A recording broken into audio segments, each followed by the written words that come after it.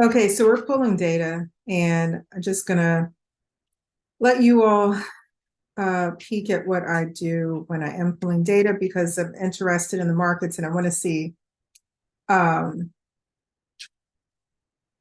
how the markets are doing, how many days on market are these houses sitting. So I have 5 different cities here. I have Waldorf, and we see that on average in November it was 17 days. You can see all the way back here in January. Um, this has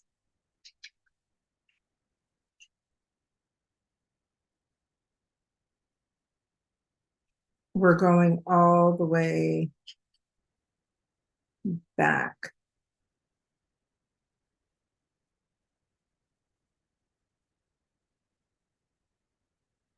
So, so anyway, you can see that right now, 17 days on market on average. Let's see, Upper Marlboro is 12. Dunkirk is 10. Bowie, 12. And Bethesda is 9. So you can get as detailed as you want with what's happening. You can also split these up because now that was all of the homes, but if you wanted to do detached versus attached, then you can go through and, when I'm looking at the markets, I want to see like what's driving the market, what kind of state each city is in, what are the differences between the detached and the attached homes. And as you can see here, Bethesda, there's not really that much of a difference.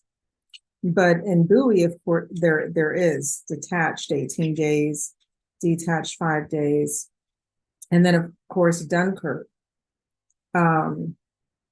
Like, all you see is the detached.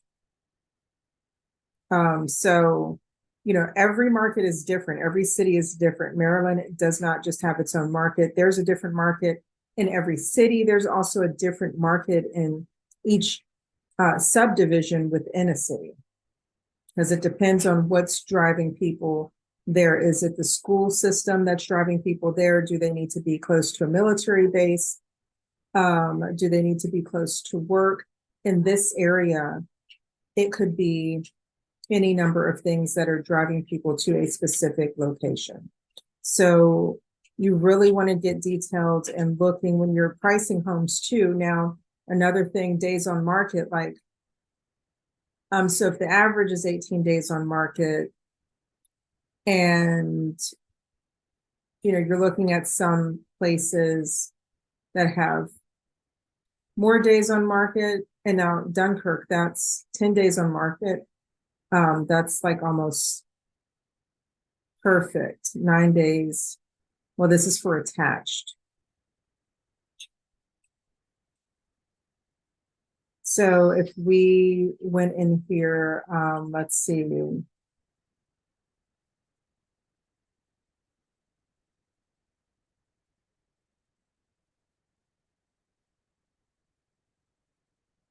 Market activity, sold price.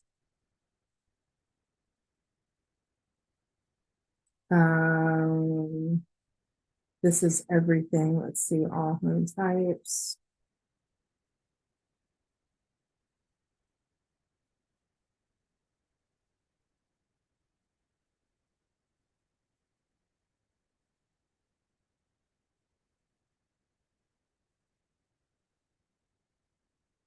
And this is why I love this, because you can even get a feel for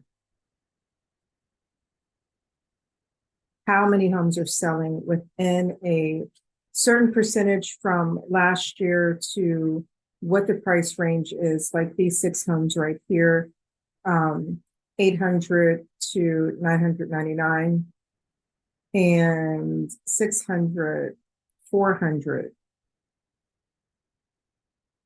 So you can also see like what type of market Bethesda is and what the demand of the housing cost is.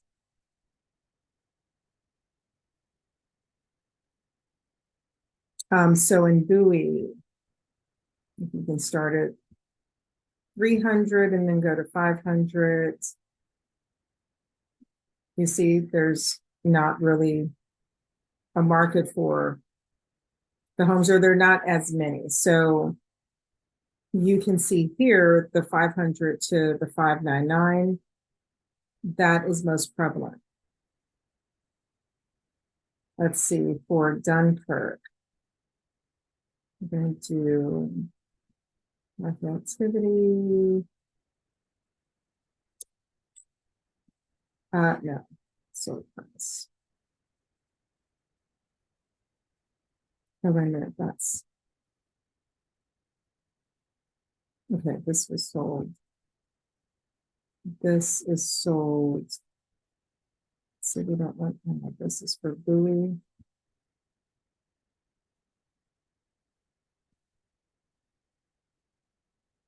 Okay, so let's see, Dunkirk. Let's do everything from here to here.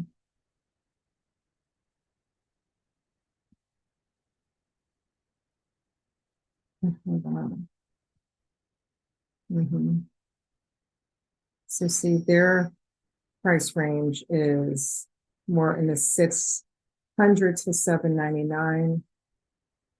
And then you can get an idea, like when you move from city to city, you can get an idea of how much you're going to be expected to spend. Now, some of these areas are more rural than others.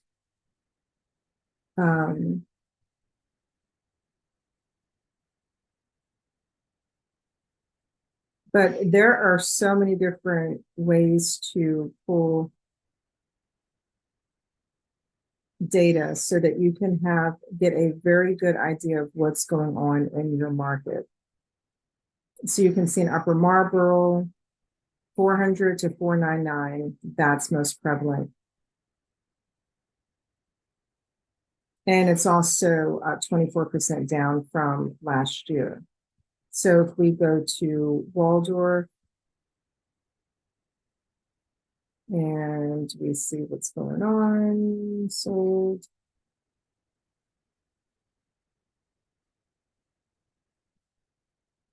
Let's take that out.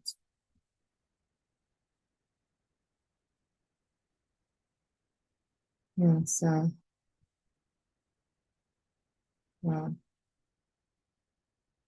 And you can see here in Waldorf that the median is 300 to 399.